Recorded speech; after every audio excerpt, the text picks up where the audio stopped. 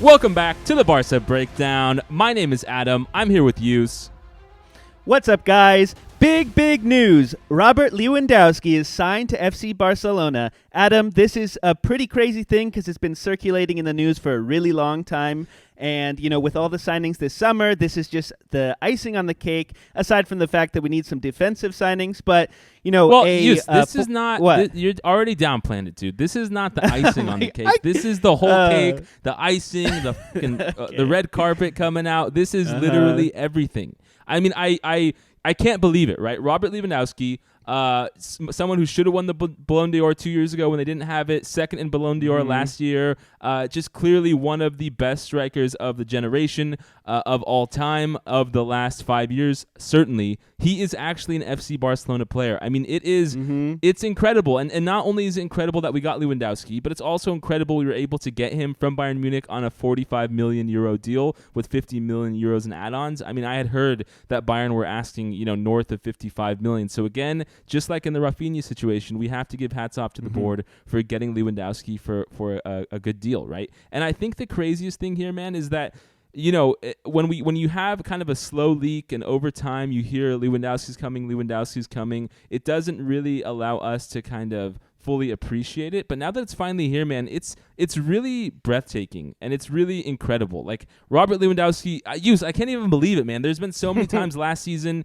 and in seasons before when we had Suarez up front where, basically besides Messi, no one was able to really put away goals at a fast clip. I mean, Lewandowski last season scored 35 goals in the Bundesliga. The year before that, he scored 41 goals. He had 13 goals in the Champions League last season. It's really incredible, right, that we have such a prolific goal scorer ready to attack. And then we got, again, Dembele on the wing, Raphinha on the wing, Ferran Torres. We got Fati. I mean, we've put together an offense that is so incredible. And I retweeted this the other day. Follow us at Barca Breakdown. But last season, we were looking legitimately at Jutgla, Abde, and Luke de Jong up front. Right? This season, we're looking at Dembele, Lewandowski, and Raphinha. That is just such an incredible ascent, and I love it. I know all the fans here have seen all the tears from the British pundits who are saying, oh no, Barca's broke, how are they doing this? Well, we did it because we're the biggest club in the world, Yus. We have such a pull that after a lackluster season where we fought to get that second place and we got embarrassed in the Champions League and the Europa League, we're able to have the pull to get Lewandowski and Raphinha. I mean, it's such a testament to this team that we're such big fans of, and I'm just so enthused.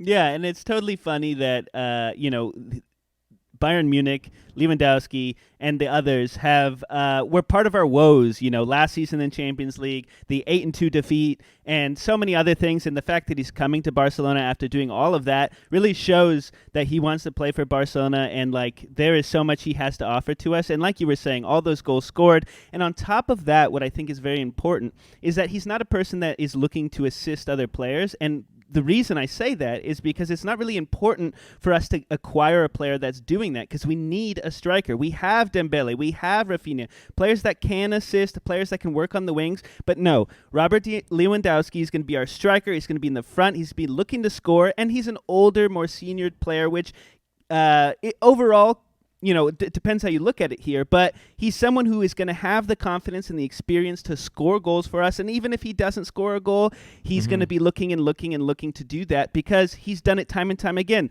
35 goals in a season, 40 goals in a season, Champions League goals, how many trophies behind this guy, and he's going to be trying to score for us, and we need that because Ferran Torres, for example, has played in that position.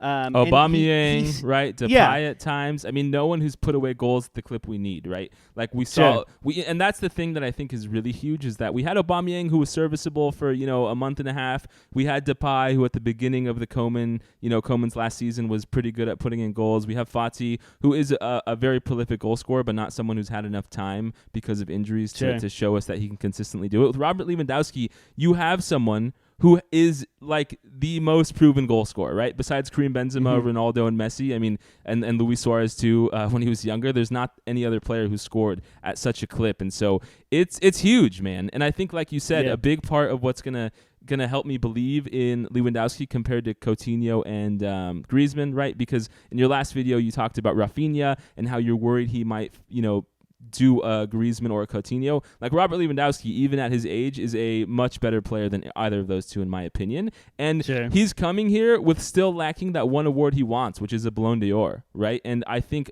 part of why he didn't get it, of course, Messi won the Copa America, which kind of put Lewandowski lower. And then the year they won the Champions League was the COVID season 2020, where it wasn't there. And so I still see that Lewandowski has that big prize in his mind. And the way to do it is to be the guy who, and the Ballon d'Or voting is always narrative driven, right? It's always about the story you can make in the voters' eyes. And so I think he sees here a story of taking a team that was down in the dumps, right, 6 months ago, has been brought up a little bit by Xavi, and he can take that team to another level. And I mean, you just look at Kessié, Pedri, Busquets, Frankie de Jong, if we're able to keep him, Raphinha, Dembele, Fati, Torres, if we get Koundé, Piqué, Jordi Alba, like we just have such a team right now that I feel can compete at a high level. And if we can have Lewandowski out there putting in goals, it's going to be big for us, right? And I think part of the reason we kind of lost that mystique that, oh my God, other teams are going to the Camp Nou, they're scared, is because besides Messi, and if you were able to crowd him out and not let him connect with other players, there wasn't really that other goal threat, that person who was going to put the ball in the back of the net, right? Griezmann couldn't do it.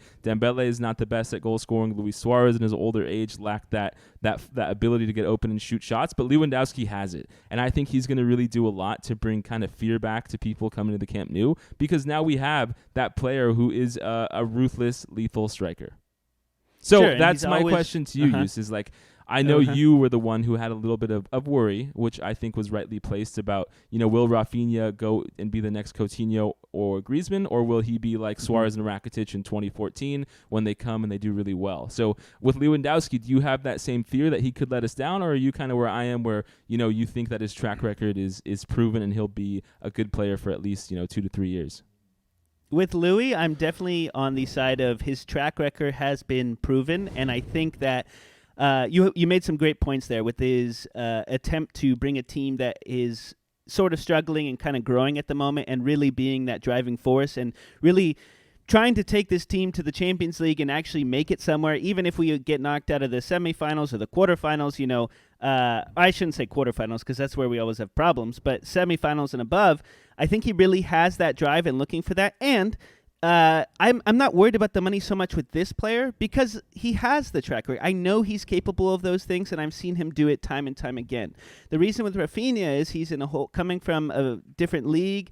He wasn't scoring a lot of goals. I think it was 14 goals or so. I don't know how many assists he had, but it wasn't like, we do need people, clinical players, to make things happen on the pitch, and I know Lewandowski is the player that can do that. I know there's also, as we're talking about here with Coutinho and other players, how will they fit in the squad here?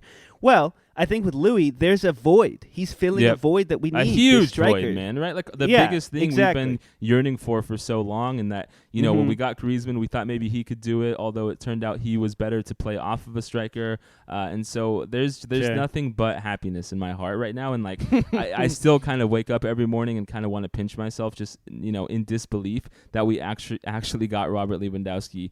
Let us know in the comments what you guys think. Like, do you think, what is an expectation you could have of Lewandowski himself? 20 goals in the league, 30 goals in the league would be really crazy, right? I'm thinking it's probably somewhere in that range. But yeah, please hit that subscribe button. Let us know your expectations on Lewandowski. Yus and I will be back very soon talking about, there's a Barca Inter Miami game coming up on Tuesday. We have El Clasico next Saturday that, Yus and I might make a last minute trip to, might not. But let us know in the comments what you guys think. Thank you so much for your support.